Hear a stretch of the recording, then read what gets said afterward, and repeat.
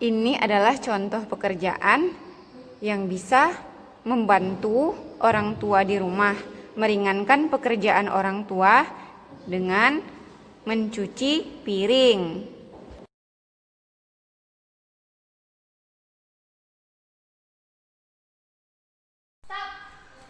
Kenapa Kak? Dilarang minum sambil berdiri, apalagi di jalan-jalan, Fitri. Kamu tahu nggak, Rasulullah pernah bersabda, la yasrobanna ahadukum iman. Dilarang kalian semua untuk minum sambil berdiri, apalagi sambil jalan-jalan. Nggak boleh ya. Oke Kak, makasih ya Kak nasihatnya. Oke.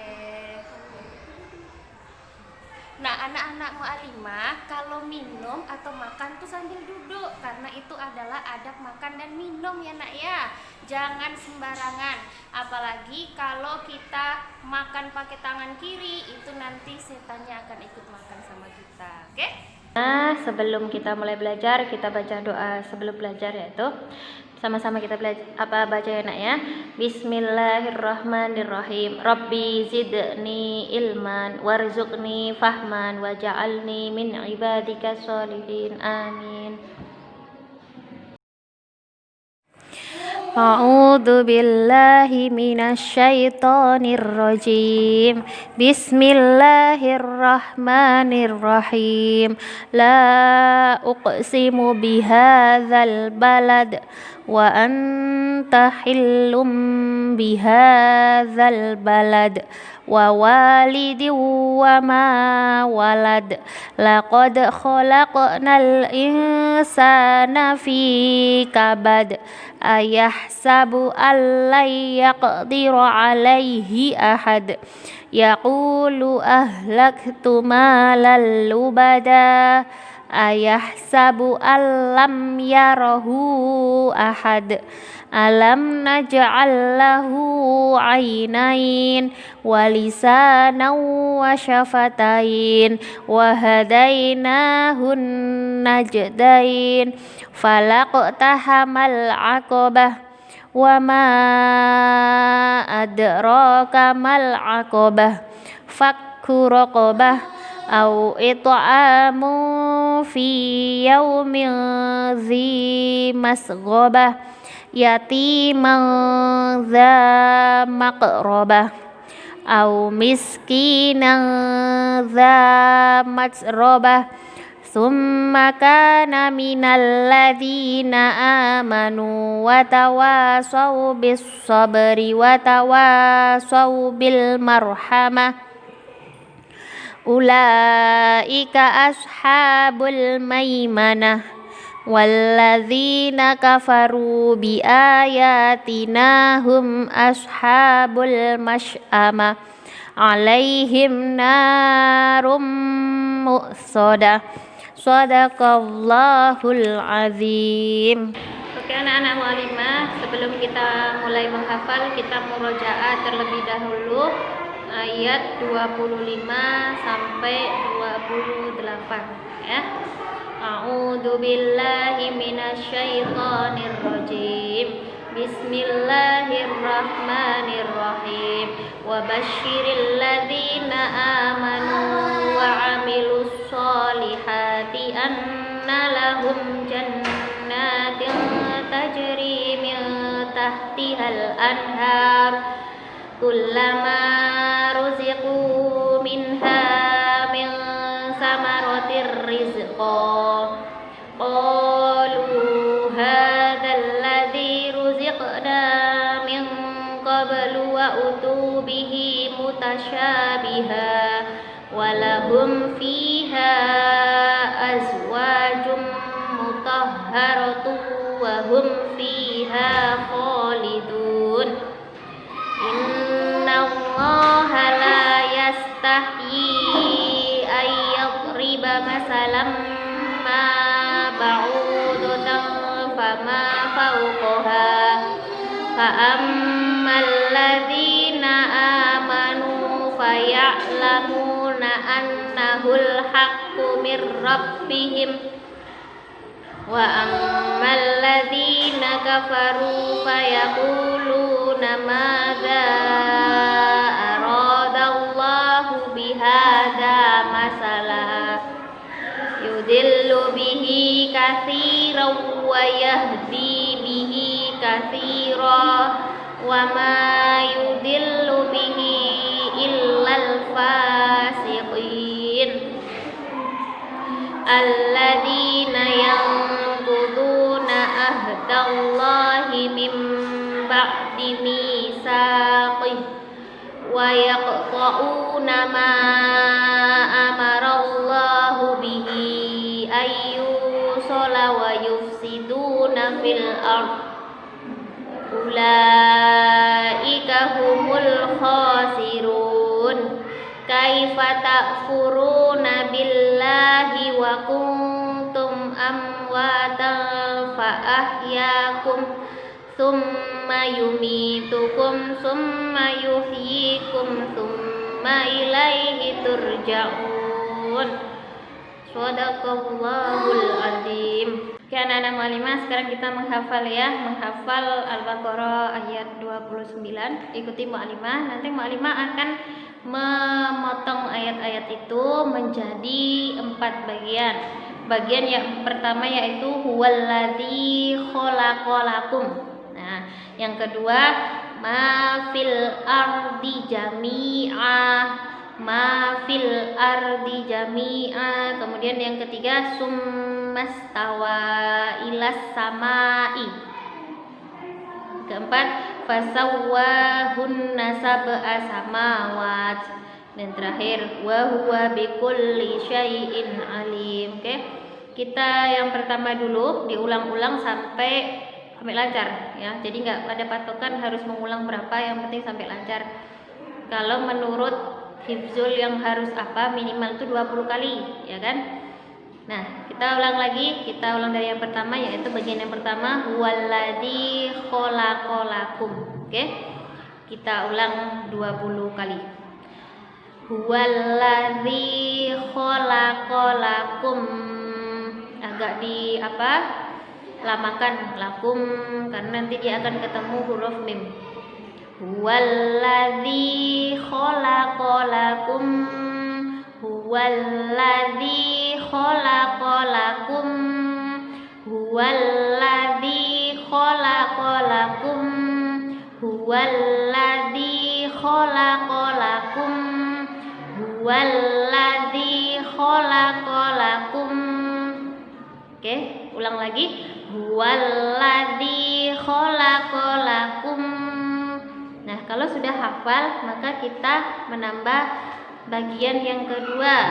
Ma fil ardi jami'a, ma fil ardi jami'a, ma fil ardi jami'a, ma fil ardi jami'a, ma fil ardi jami'a.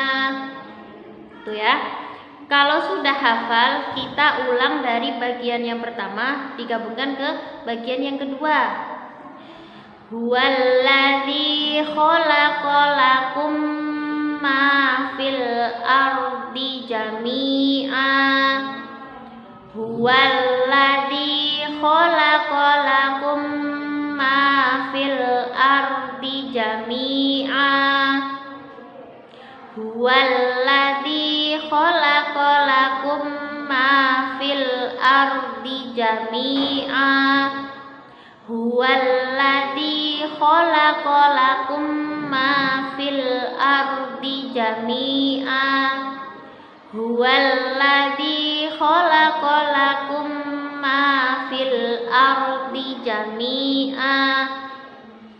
Lagi ya. Huwallazi khalaqalakum ma fil ardi jami'a. Kalau sudah hafal kita tambah yang bagian berikutnya.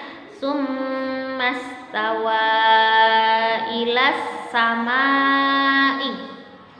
Summastawa ilas samai.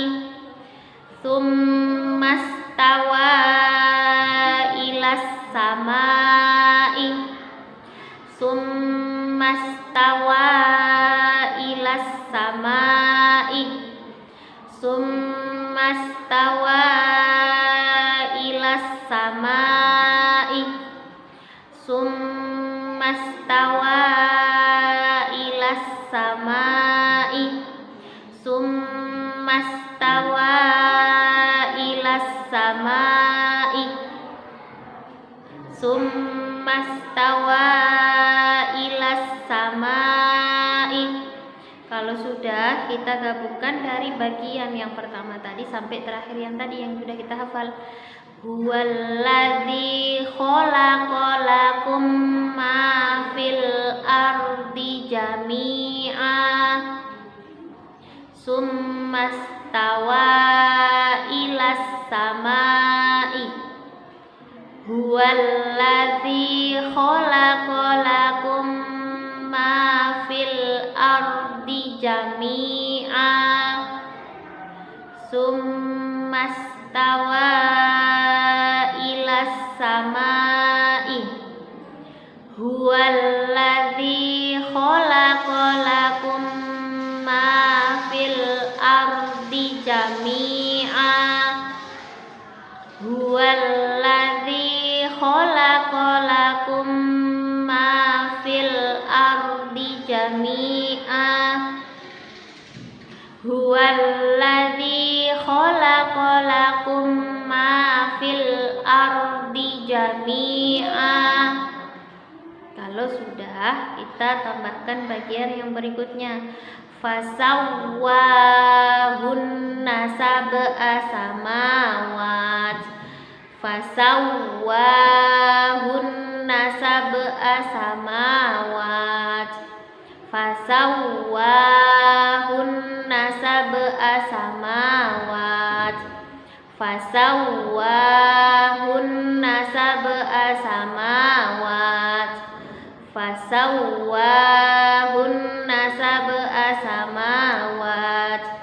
Fasawwahunna sab'a samawat.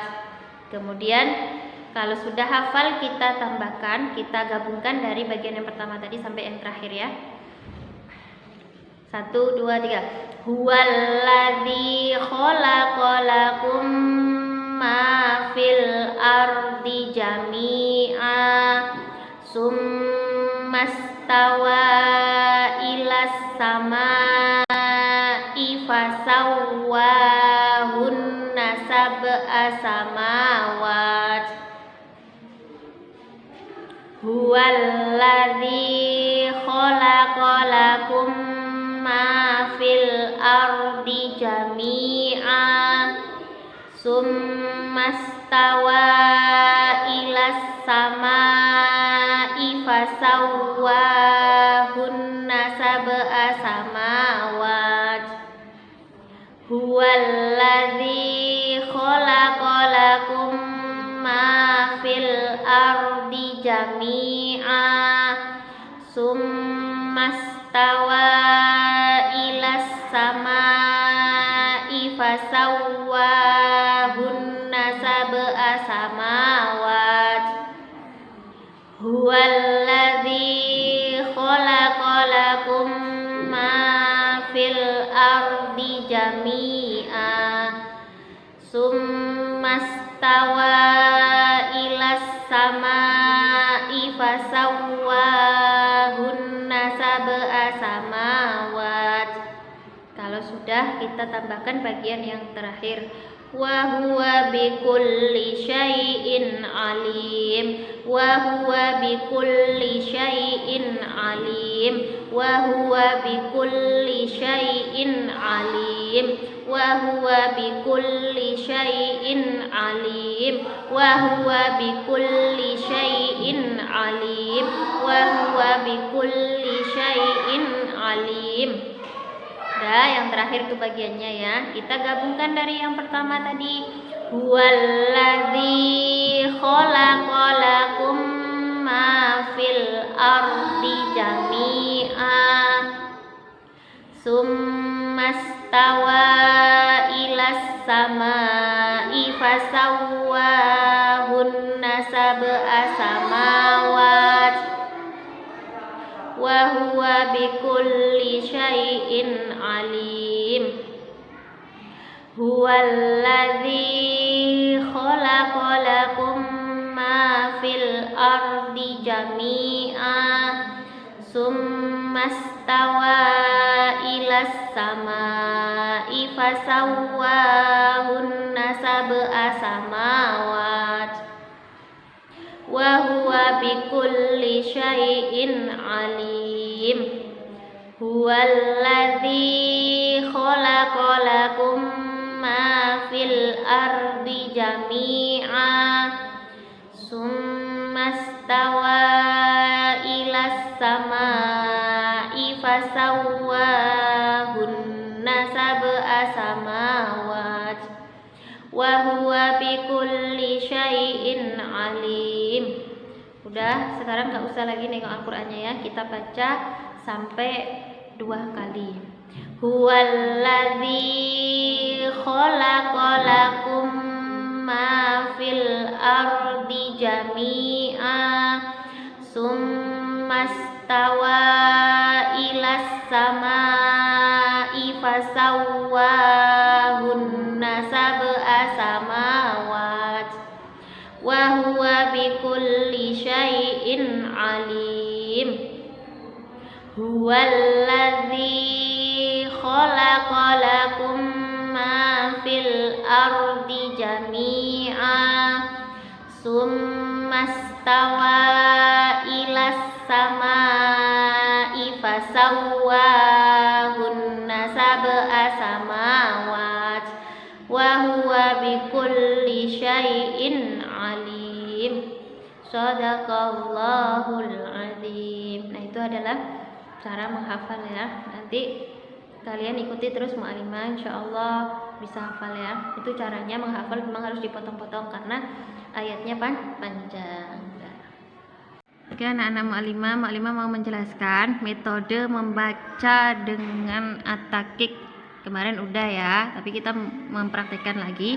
Ada at-takik, at-tartil dan at-tadwir ya. Oke, ikuti Mu'alimah. Yang ini at-takik.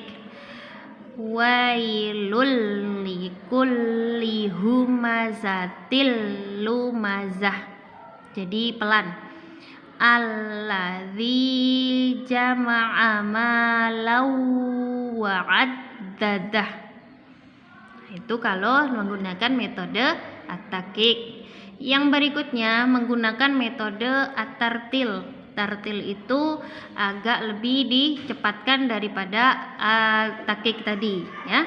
Contoh lagi, kalau ini at-tartil. Yahsabu annama lahu akhladah kalla layum badzanna fil khutamah.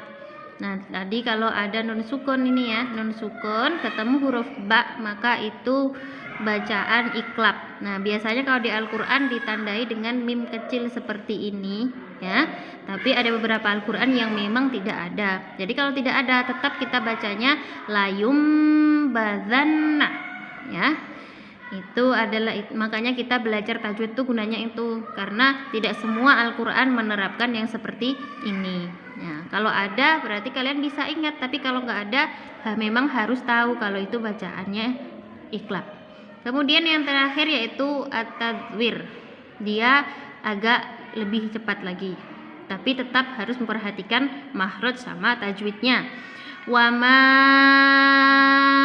adraka mal hutamah narullahil muqadah allati tattali'ul alal afidah. Ulang lagi, allati tattali'u alal afidah, allati tattali'u alal afidah. Di sini ada 2 ain, jadi nggak boleh a biasa. Ulang lagi ya, allati tattali'u alal afidah. Sudah, langsung ke ini Nah, di sini ada nun bertasdid, maka harus didengungkan, ditahan di innya ini. Innaha alaihim muqsadah. Ada mim ketemu huruf mim. Mim mati ketemu huruf mim. Maka harus ditahan juga. Kayak gini. Innaha alaihim muqsadah. Dan yang terakhir fi amadim mumaddadah. Jadi anak-anak mu'allimah, itu adalah cara membaca dengan tingkatan yang berbeda. Semuanya sama saja, sama bagusnya. Yang penting tajwidnya harus diperhatikan bersamaan dengan makhrajnya. Oke, terima kasih.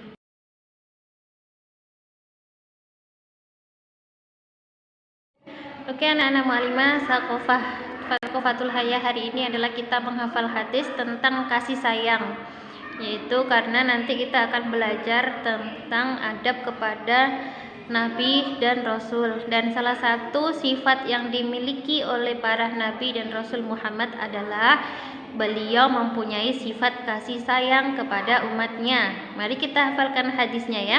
Ikuti mu'allimah. Irhamu man fil ardi yarhamkum man fis sama. Oke, ulangi lagi ya. Irhamu man fil ardi yarhamkum man fis sama. Dafal? Ayo kita ulangi lagi. Irhamu man fil ardi yarhamkum man fis sama. Oke, ulangi lagi. Irhamu man fil ardi yarhamkum man fis sama. Irhamu man fil ardi yarhamkum man fis sama. Irhamu man fil ardi yarhamkum man fis sama. Nah, itu artinya adalah sayangilah makhluk di bumi, maka kalian akan disayangi makhluk yang di langit. Ya, coba kita ulang lagi hadisnya tadi. Irhamu man fil ardi yarhamkum man fis sama. Nah, itu artinya adalah sayangilah makhluk yang di bumi, maka kalian akan disayangi makhluk yang ada di langit. Ya, bukan cuma makhluk ya, tapi Allah pun akan menyayangi kita. Artinya sayangilah makhluk yang di bumi dan yang di langit akan menyayangi kalian. Oke, seperti itu hadisnya ya nak ya. Assalamualaikum anak mu'allimah. Apa kabar hari ini? Nah, kemarin kita sudah belajar adab Islami, yaitu adab kepada Nabi dan Rasulullah. Kemudian mu'allimah ulang lagi, jumlah Nabi yang disebut namanya dalam Al-Quran ada 25 Nabi. Siapa saja itu? Kemarin udah mu'allimah sebutkan, maka kalian harus bisa menghafal. Dan sebenarnya jumlah nabi itu banyak. Kalau menurut hadis ada 124.000 nabi dan 313 rasul. Ada juga yang bilang 315 rasul. Allah jadikan Rasulullah Muhammad Sallallahu Alaihi Wasallam sebagai pemimpin dan hakim, manusia terbaik akhlak dan budi pekertinya. Beliau memiliki kesempurnaan diri dan jiwa sehingga beliau merupakan makhluk yang paling baik dan sempurna. Seperti dalam firman Allah dalam surah An-Nisa ayat 105 yang bunyinya, Inna anzalna ilaikal kitaba bil haqq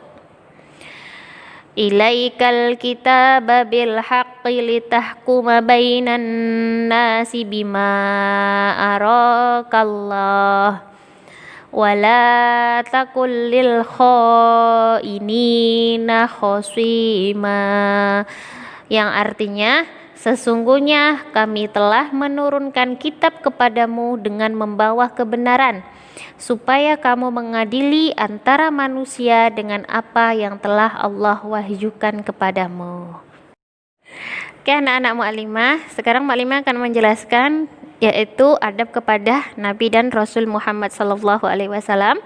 Yang pertama yaitu menghormati dan taat kepada Nabi kita Muhammad SAW dan juga nabi-nabi yang lain. Jadi kita ini sebagai umat manusia, umat Islam itu harus mempercayai bahwa sebelum ada Nabi Muhammad itu Allah sudah menyuruh para nabi sebelum Nabi Muhammad. Tapi setelah Nabi Muhammad itu tidak ada lagi nabi yang lain. Oke, karena Nabi Muhammad adalah nabi terakhir, penutup para nabi. Jadi kalau ada orang-orang mengaku ada nabi setelah Nabi Muhammad itu tidak benar. Paham ya? Nah, bagaimana cara menghormati dan taat kepada Nabi Muhammad dan nabi yang lain? Yaitu dengan mengikuti petunjuk langkah beliau dalam urusan dunia dan juga agama. Hal itu sudah ditegaskan oleh Allah dalam firman-Nya yaitu surah Muhammad ayat 33 yang bunyinya Ya ayyuhalladzina amanu ati'ullaha wa ati'ur rasula wa la tubtilu a'malakum. Artinya, hai orang-orang yang beriman, taatlah kepada Allah dan taatlah kepada Rasul, dan janganlah kamu merusakkan pahala amal-amalmu. Oke anak-anak mu'alimah, kita itu dianjurkan yaitu perintah Allah menghormati dan taat kepada Nabi Muhammad dan nabi yang lain. Nah, caranya yaitu dengan mengikuti petunjuk dan langkah beliau.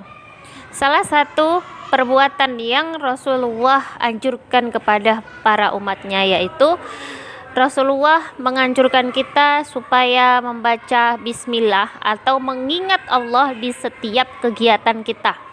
Berarti kalau sebelum kita melakukan apapun kita harus baca bismillah.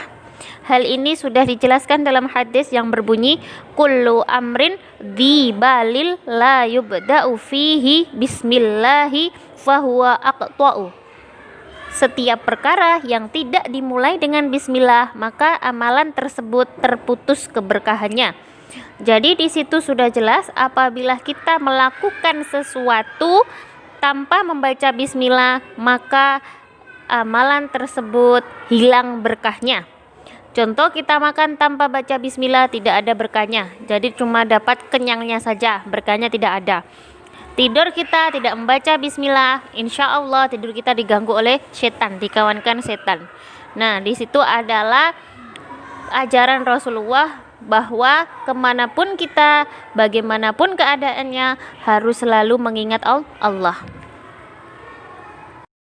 Bismillahirrahmanirrahim.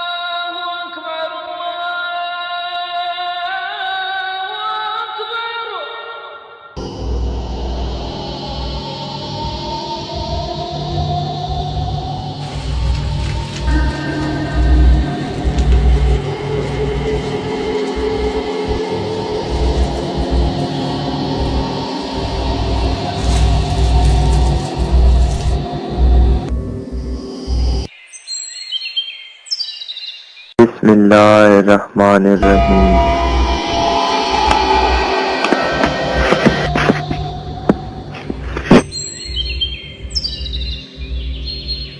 Bismillahirrahmanirrahim.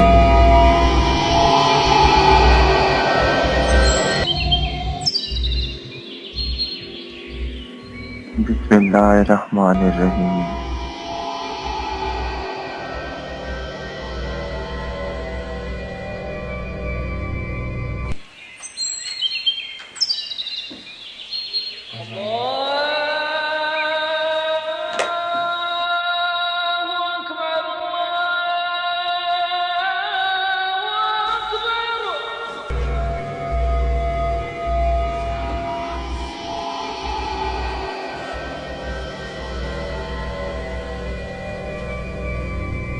Allahu Akbar.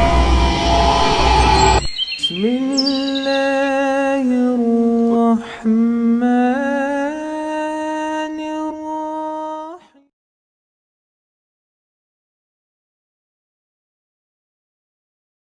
Adab kepada Nabi dan Rasulullah Muhammad Sallallahu Alaihi Wasallam. Yang kedua yaitu menjadikan Nabi Muhammad Sallallahu Alaihi Wasallam sebagai orang yang paling dicintai, dihormati, dan diagungkan dari seluruh makhluk Allah.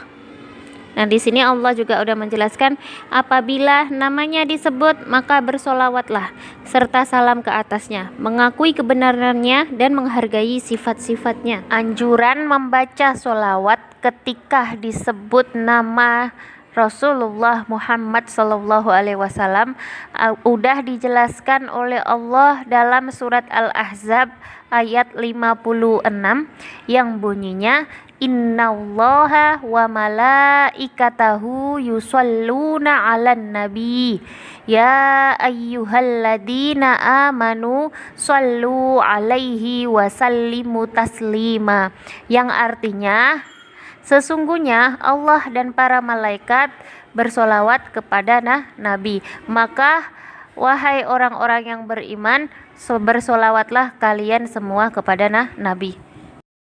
Oke, anak-anak mu'alimah, tentang keutamaan solawat tadi ya. Ketika kita mendengar nama Rasulullah disebut, maka kita dianjurkan membaca solawat.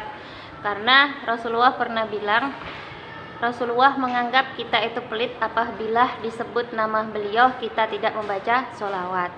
Mari ketika ada orang yang bilang Nabi Muhammad Sallallahu Alaihi Wasallam, maka kita menjawab Allahumma sholli alaihi, kayak gitu ya. Jadi kalau kita ada orang membilang atau menyebut nama Rasulullah, spontan kita langsung membaca sholawat, yaitu Allahumma sholli alaihi, karena satu sholawat akan dibalas oleh Allah 10 sholawat. Oke anak-anak mu'alimah mau menjelaskan keutamaan kita sering-sering membaca sholawat. Tadi kan udah mu'alimah jelaskan bahwa ketika disebut nama Rasulullah kita itu dianjurkan untuk membaca sholawat. Nah, sekarang apa sih manfaatnya baca sholawat? Yang pertama, menjalankan perintah Allah Subhanahu wa Ta'ala sesuai dengan Al-Quran tadi, yaitu surat Al-Ahzab ayat 56. Yang kedua, dibalas berkali-kali lipat oleh Allah. Di situ juga ada hadisnya, man shalla alayya wahidan sallallahu alaihi asyron. Ketika Allah mengetahui kita membaca sholawat, mendengar kita membaca sholawat 1 kali, maka Allah akan bersolawat kepadanya 10 kali. Jadi kayak gini, kalau kita membaca sholawat sekali, Allah membalas kita dengan 10 kali sholawat. Kemudian yang ketiga, yaitu menghapus dosanya oleh Allah. Maksudnya dihapus kita dosanya oleh Allah. Di situ ada juga hadisnya, yaitu hadis riwayat Ahmad, ya, yang artinya barang siapa bersolawat kepadaku 1 kali, niscaya Allah bersolawat kepadanya 10 kali dan menghapus darinya 10 dosa. Jadi 1 solawat dibalas Allah 10 kali, Allah bersolawat untuk kita, kemudian Allah menghapus 10 dosa kita. Nah sekarang kita bayangkan itu baru 1 solawat. Kalau seandainya kita baca 2 kali berarti 20 kali Allah balas, 20 Allah menghapus dosa kita. Nah, itu adalah keutamaan dari membaca sholawat. Hanya itu yang mu'alimah itu kan sebenarnya banyak sekali yang manfaat dari membaca sholawat. Maka dipraktekkan ketika ada yang menyebut nama Rasulullah, langsung kita membaca Allahumma sholli alaih. 1 kali kita baca itu 10 kali Allah balas. Oke? Dengan menjadikan Rasulullah Muhammad SAW orang yang paling dicintai, ada sebuah hadis yang mengatakan almar'u ma'a man ahabba. Seseorang akan dikumpulkan bersama yang ia cintai. Jikalau kita mencintai Rasul, maka Allah akan mengumpulkan kita nanti bersama Rasulullah. Jadi siapapun yang kita cintai, insya Allah kita akan berkumpul dengannya. Bagaimana cara mencintai Rasulullah? Ikuti apa yang Rasulullah lakukan, apa yang Rasulullah suruh. Nah, seperti itu caranya ya. Jadi jangan kita bilang cinta Rasulullah, cinta Allah, tapi kita tidak pernah melakukan apa yang Rasulullah bilang. Itu namanya cinta tapi bohong. Adab kepada Nabi dan Rasul Muhammad yang ketiga yaitu membenarkan segala yang dibawa oleh Nabi Muhammad SAW sebagai petunjuk agama dan dunia. Jadi anak-anak mu'alimah, Nabi Muhammad itu nabi yang terakhir, yaitu penutupnya para nabi. Rasulullah Muhammad diberi wahyu oleh Allah yaitu berupa Al-Quran. Jadi Al-Quran itu isinya lengkap dan dijamin oleh Allah keasliannya sampai nanti hari kiamat. Jadi kan ada 4 kitab yang diturunkan oleh Allah, yaitu Zabur, Taurat, Injil, dan yang terakhir Al-Quran. Nah, yang Al-Quran itu adalah pelengkap dari semua kitab. Jadi kitab Zabur, Injil, Taurat itu sudah ada juga di Al-Quran. Nah, seperti itu ya.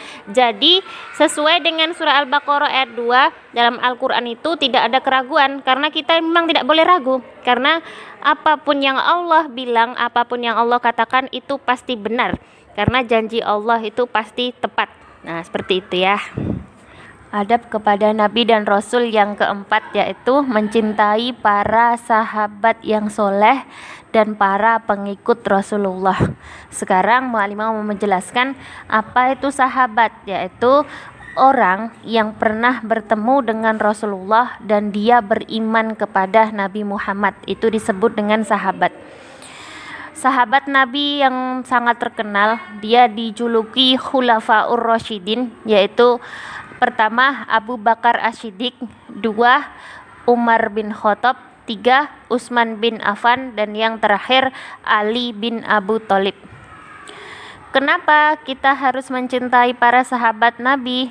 Karena mereka mencintai Nabi Muhammad dan telah mengajarkan dan menyebarkan risalah dan petunjuk yang dibawa oleh Rasulullah. Jadi ketika Rasulullah sudah meninggalkan kita, beliau wafat, maka yang melanjutkan perjuangan beliau adalah para sahabat. Maka dari itu kita juga harus mencintai para sahabat Rasulullah. Tadi kita sudah membahas tentang adab kepada Nabi dan Rasul Muhammad ya.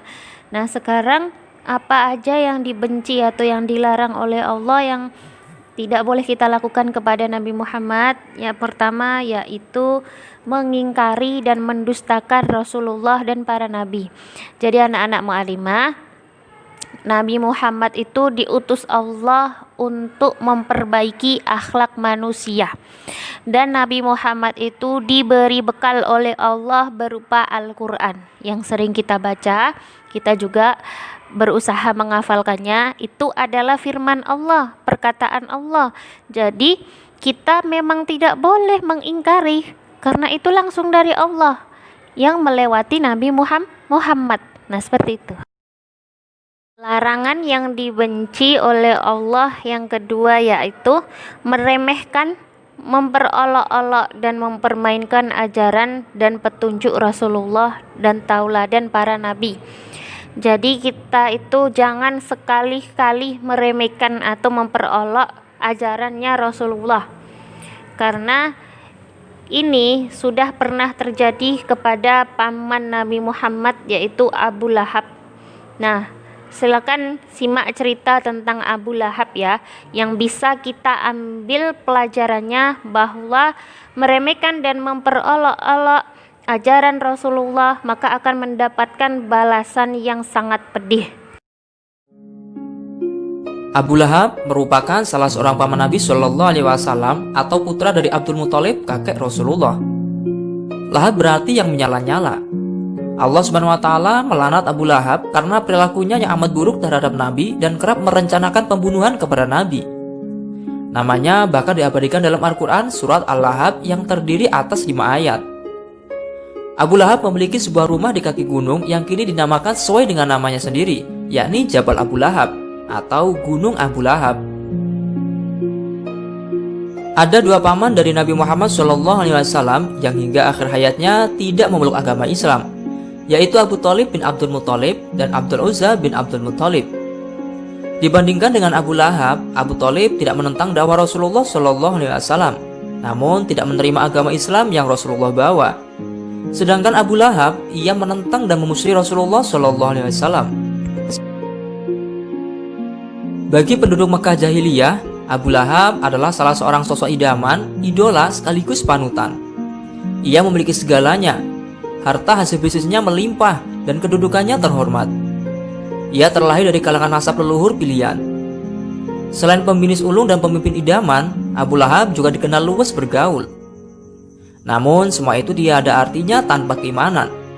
Allah Subhanahu Wa Taala hinakan dia dengan mencatatnya sebagai seorang yang celaka dan dapat dibaca oleh manusia hingga hari kiamat dalam Quran surat Al-Lahab. Nama lengkap dari Abu Lahab ialah Abdul Uzza bin Abdul Muthalib. Namun mengapa ia dikenal dengan nama Abu Lahab?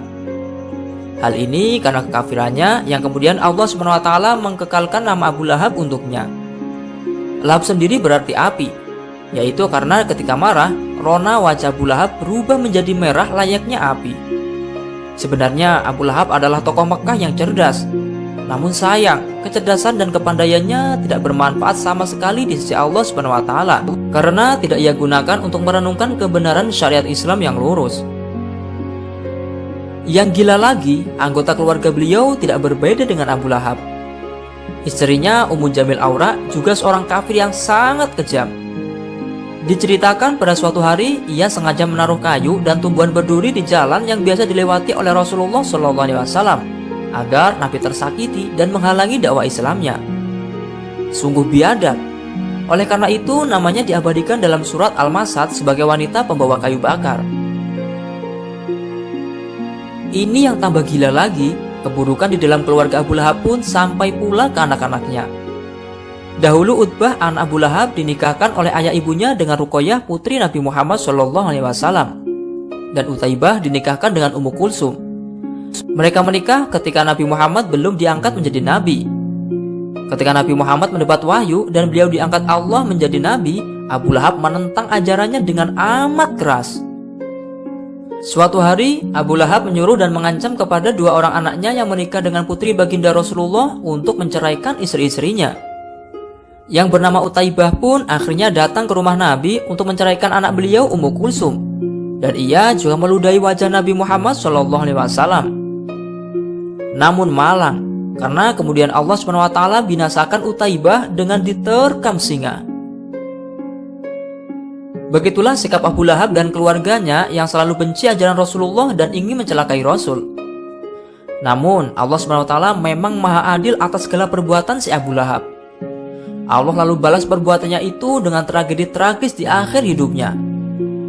Abu Lahab meninggal 7 hari setelah perang Badar. Ia menderita bisul-bisul di sekitar tubuh. 3 hari mayatnya terlantar dan tak seorang pun yang mau mendekati bangkai si kafir itu. Ada 3 pendapat yang mengisahkan tentang kematian Abu Lahab. Pertama, disebutkan bahwa Abu Lahab meninggal terjangkit penyakit kusta setelah mendengar kemenangan kaum muslimin dalam perang Badar Al-Kubra. Disebutkan bahwa selama 3 hari, mayat Abu Lahab tidak dimakamkan sehingga membusuk. Tidak ada orang yang berani mendekat, hingga akhirnya bau busuk dari mayat Abu Lahab semakin menjadi.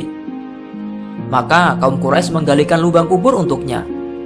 Kemudian mayat Abu Lahab didorong dengan sebilah kayu hingga masuk dalam lubang kubur itu. Dari jauh, orang Quraisy melempari mayat Abu Lahab dengan batu hingga mereka yakin bahwa mayat Abu Lahab benar-benar telah tertutup rapat oleh timbunan batu. Riwayat kedua menyebutkan penyebab penyakitnya karena hantaman Ummu Fadl, yaitu istri Sayyidina Abbas yang marah karena sang budak Abu Rafi dipukul Abu Lahab setelah gembira atas kemenangan Muslim. Ummu Fadl mencabut tiang kemahnya, kemudian memukul kepala Abu Lahab seraya berkata, "Beraninya kamu memukul Abu Rafi saat majikannya tidak ada?" Lalu kepala Abu Lahab terluka parah dan bercucuran darah. Lantas ia pergi meninggalkan rumah saudaranya Abbas. Selang 7 malam, luka parah itu kian membekas sampai ke otak hingga menyebabkan pembusukan. Sedangkan riwayat ketiga mengungkapkan kisah tentang kematian Abu Lahab dan istrinya Ummu Jamil yang dalam Al-Quran disebut Hammalatal Hatab, bahwa suatu ketika Nabi melintas jalan di area ini. Istri Abu Lahab melempari beliau dengan rating berduri yang dibawa di lehernya. Lalu rating-rating berduri itu terjebak di kerudungnya. Seketika itu tanah bergerak menyeret Ummu Jamil ke depan hingga membuatnya bertabrakan dengan suaminya yang sedang berjalan di depannya. Keduanya pun tewas seketika. Akhir kisah tragis ini menghantarkan Abu Lahab kekal di neraka Jahim selama-lamanya. Namun menurut riwayat dari Sahih Bukhari, ada keterangan menyebutkan bahwa Abu Lahab mendapatkan keringanan siksa setiap hari Senin sebab dia pernah bergembira atas kelahiran Rasulullah SAW. Dijelaskan sesaat sebelum Nabi lahir, Abu Lahab sebagai pemimpin orang kafir berpikir keras memikirkan jenis kelamin keponakannya itu. Dia berharap laki-laki bukan perempuan. Sebab budaya bangsa Arab zaman dulu, jika bayi perempuan lahir, maka itu adalah aib. Kemudian Abu Lahab mengutus seorang budak bernama Suwaibah untuk mengintai apakah bayi yang lahir itu laki-laki atau perempuan. Sesuatu yang terbesit di dalam pikiran Abu Lahab itu adalah jika yang lahir perempuan, maka dia akan dimusuhi banyak orang dan ditinggalkan oleh para pengikutnya. Ternyata lahirlah seorang bayi yang sangat bagus, yaitu baginda Nabi Muhammad SAW. Setelah Abu Lahab mendengarkan kabar kelahiran Nabi, dia bahagia bukan main hingga melompat-lompat seraya meneriakkan kata-kata pujian untuk keponakannya yang mulia itu. Sebagai ekspresi kebahagiaannya, Abu Lahab kemudian memerdekakan Suwaibah. Pemmerdekaan itu diumumkan di hadapan khalayak ramai yang mendatangi undangan kelahiran Nabi Muhammad SAW. Menurut para ulama, kegembiraan Abu Lahab itu pasti tidak diterima oleh Allah. Tapi ternyata ada riwayat lain dalam Sahih Bukhari yang mengatakan bahwa setiap hari Senin dia mendapat diskon atau keringanan siksa selama-lamanya.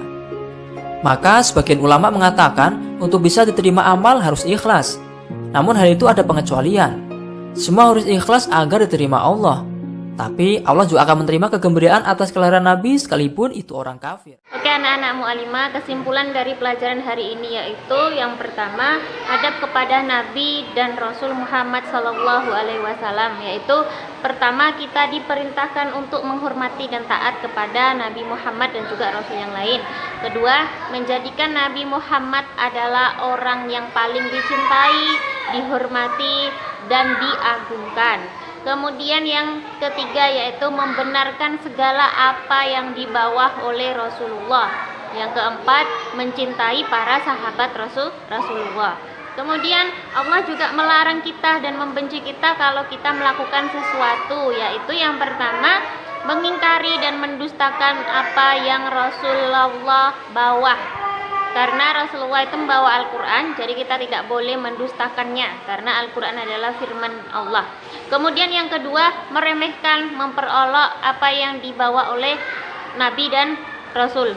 Nah, kalau kita memperolok, meremehkan apa yang dibawa oleh Nabi kita Muhammad, maka balasannya seperti tadi. Itu adalah salah satu contoh bahwa walaupun Abu Lahab itu adalah pamannya Rasulullah, beliau Allah memberikan balasan yang sangat pedih ya kepada Abu Lahab karena Abu Lahab meremehkan dan memperolok-olok Nabi kita Muhammad SAW. Alhamdulillah ya anak mu'alimah, hari ini kita selesai belajar. Tadi mu'alimah sudah menjelaskan menghafal ayat 29, kemudian sains Quran, dan yang terakhir adab Islami, yaitu menjelaskan tentang adab kepada Nabi dan Rasul Muhammad SAW. Kita akhiri pertemuan pada hari ini. Semoga apa yang kita pelajari tadi bermanfaat untuk kita dan untuk orang lain. Amin ya rabbal alamin. Mu'alimah doakan semoga anak-anak mu'alimah menjadi anak-anak yang soleh dan soleha. Mari kita baca doa kafaratul majlis. Subhanakallahumma wa bihamdika asyhadu an la ilaha illa anta astaghfiruka wa atubu ilaik. Assalamualaikum warahmatullahi wabarakatuh.